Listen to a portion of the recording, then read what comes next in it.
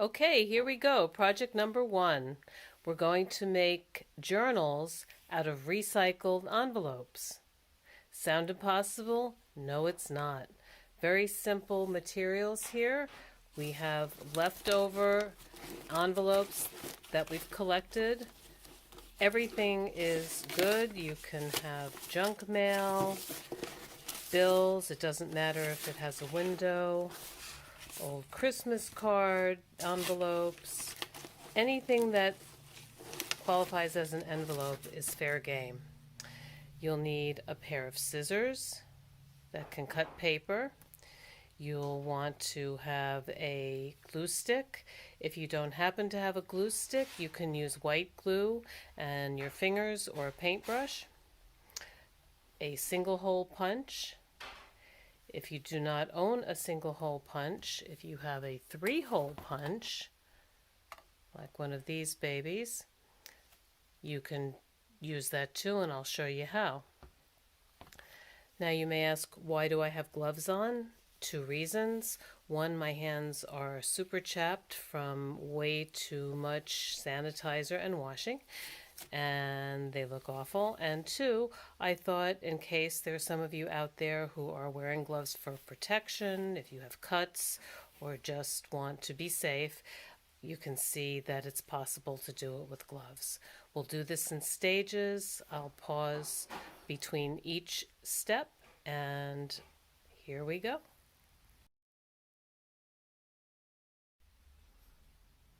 Okay, next step. Gather 4 envelopes of roughly the same size. They don't have to match. And put them all together like so. Open side to one side and opening on the top. Straighten them out.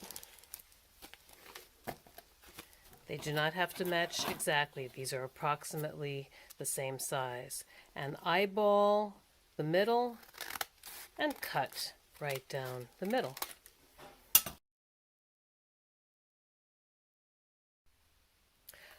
I did forget to mention one other material you'll need: old magazines or catalogs.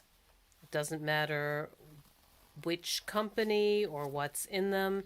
If you have any that you don't care to keep intact, just gather them, and we'll talk about how to choose your images very shortly. Thanks.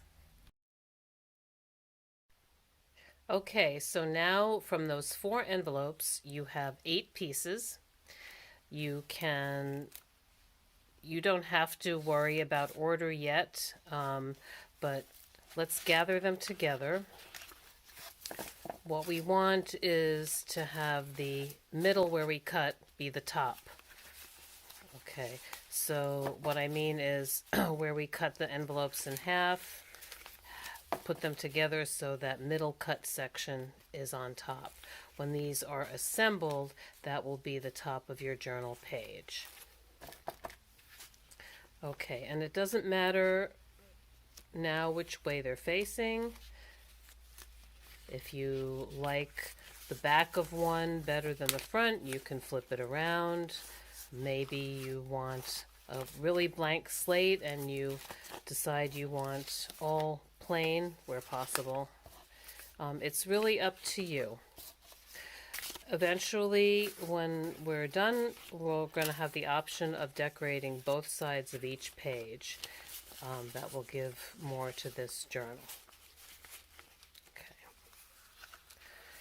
So, when the journal is assembled, there's going to be a bound side and an open side. Everything is going to be a pocket of sorts. Everything will have a top. Some of these will have another opening on the right, and some may have the opening on the left. You have 3 choices here. One choice is just to not worry about where the side opening is. The other choice is to not have a side opening at all, in which case, take your glue stick and glue the two open sides together. And then what you end up with is your typical pocket, like a shirt pocket with a hole on top. Okay. The advantage of leaving a side opening is, since these are pocket journals, you'll be able to slide more items in, which is something we'll get to later.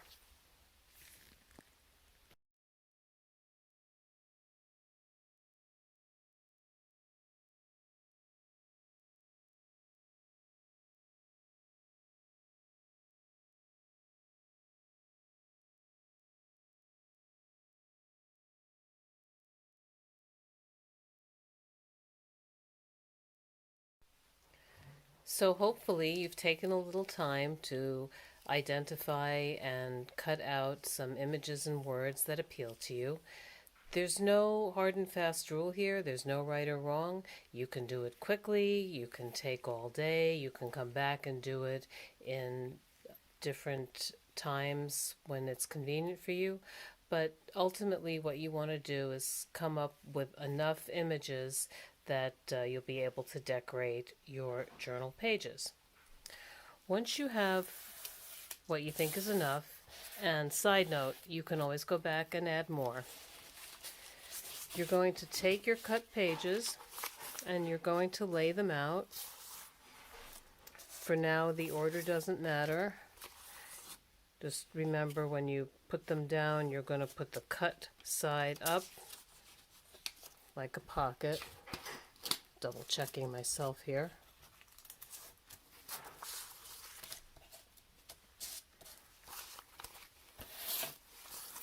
And just lay them all out.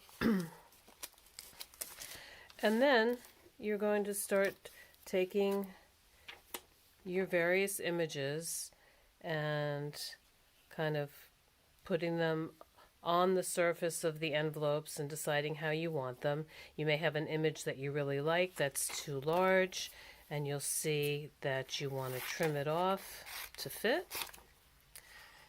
You can go one step further and shape the edges. This is where you can get a little creative. You can just round it, or you can cut in just like you were playing with scissors and paper when you were little. However you like. And once you get the image to size, you just leave it there for the time being. Now, they don't have to fit exactly. There's nothing wrong with images going off the edges. In fact, in this one, I think I will. And the same with your words. If you want to add layers, you can put words on top of images, or images on top of images. There's really no rule. You're just playing right now. Okay? When you get to an envelope that has a lot of writing that you want to cover, you can, if you want to leave blank spaces, you can just work to cover the text, work around like that, or you can cover the whole thing. And when you're done covering, when you've chosen your images that you like for that one side, you're going to take your glue stick and you're going to put glue on the back of the image. You only really need to glue the outline. Does not have to be perfect, and maybe just a cross or X through the center. You don't have to glue every inch of the back. Okay, and then press it down. Using the back of your hand gives you the smoothest surface. Just use the back of your hand to press that down. And I have to say that the rubber gloves are helpful there, because they just They just give you that little extra smoothing power. And then once you have covered the one side of all your pockets, turn them over and go through the process again. You do not have to cover both sides. You might choose to leave it blank. On this one, I think I will. But that's the next step, and it's a fun one. So continue with that for a while, and I'll be back shortly to talk you through the next step.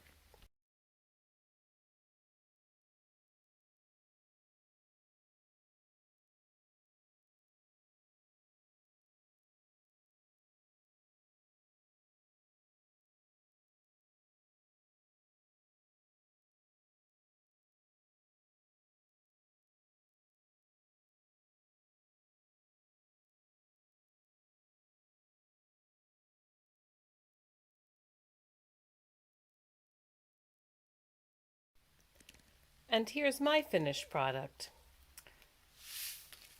As you can see, I've tied each of my pages together, and I've got them in an order that's pleasing to me. What I decided to use this for was a holder for my garden seeds.